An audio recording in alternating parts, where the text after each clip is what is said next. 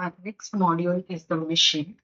Once click on the machine module, the machine list will be displayed, and this is a existing machine list. You can filter this list through start date, end date, and you can search it through the search bar and export it to the Excel. And also you can filter it through the status, which is present, new, stolen, in repair. To create a new machine, click on the add button, and here you can fill out all the necessary or mandatory details such as names, serial number, status, purchase date, purchase price, and type.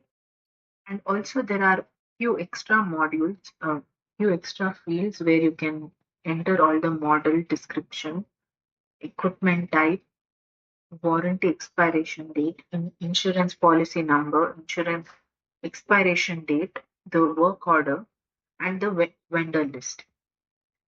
And if there are any notes to be added, you can also add it while creating a machine. So there is an option to check box if this is an asset.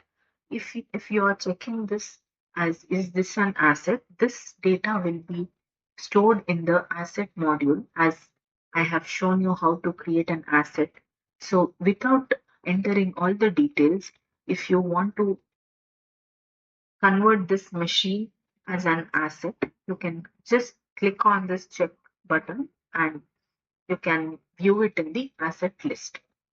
So once all the details have been entered, you can click on the save button, which will redirect you back to the machine list.